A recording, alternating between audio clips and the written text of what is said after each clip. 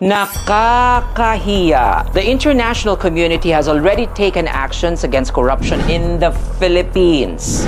South Korea, through President Lee Jae-myung, publicly announced the suspension of a 700 billion won loan, around 28.8 billion pesos, citing risks of mismanagement and corruption.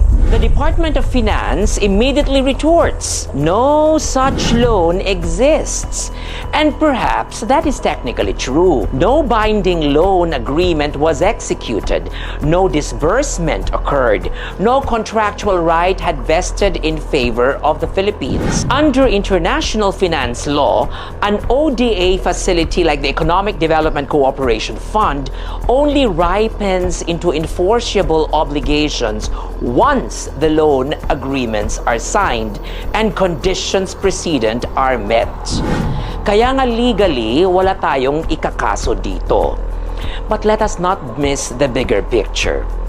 The fact that the president of South Korea felt compelled to announce publicly that their taxpayers' money must be shielded from corruption in the Philippines is already damning. Even if the Department of Finance is right that no such a loan exists, what does exist is a perception, a presumption, almost a verdict that projects in our country cannot be trusted to be free of collusion and waste.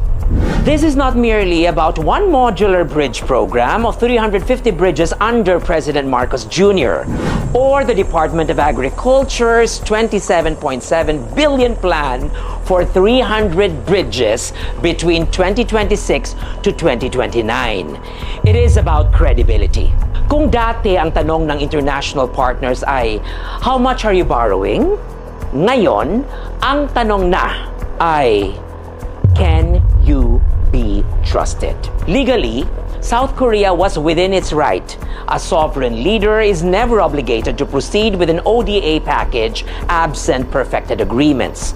Under the United Nations Convention Against Corruption, donor countries in fact have a duty to ensure their resources are not laundered through corrupt systems. Thus, whether the loan was real, imminent, or only prospective, the chilling effect is the same. Our reputation as a borrower is collapsing. Nakakahiya because while our government insists that no loan exists, the deeper truth is harder to deny.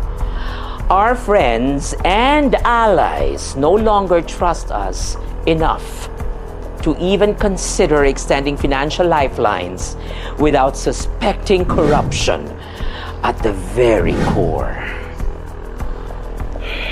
Another day, another regal POV.